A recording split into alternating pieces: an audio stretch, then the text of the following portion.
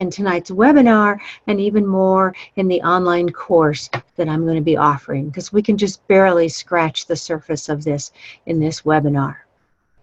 And the people that we're talking about and the people that I meet with are predominantly highly creative, highly curious, highly complex people, people with acute awareness, and often people with asynchronicity. And asynchronicity is the phenomenon where there's some abilities that you have that are far out in front of the other abilities you have, and there's others that are way back here behind. So you've got this difference, this big disconnect between what's out in front and what's back here behind. And this gap is what's called asynchronicity.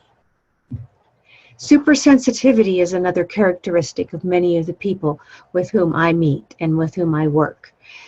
This is a central nervous system that is first more perceptive, the awareness that we're talking about, and then more reactive, the sensitivity, and also the intensity.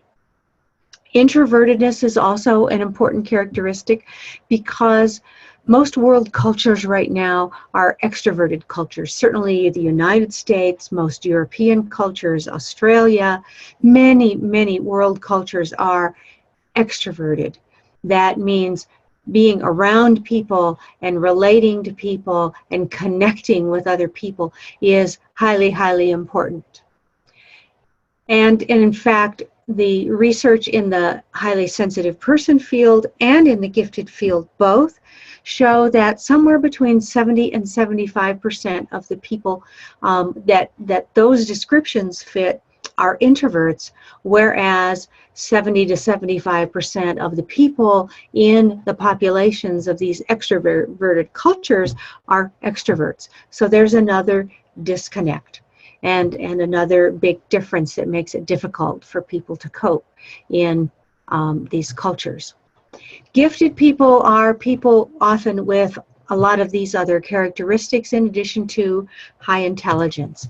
And I wonder if you or the people that you're concerned about that brought you to this webinar, how many of these characteristics that you all have. And in fact, as you registered for this webinar, I asked you a question, and I really appreciate your sharing with me how many of these characteristics. And the majority of people have the majority of these characteristics, and some of you have all of them.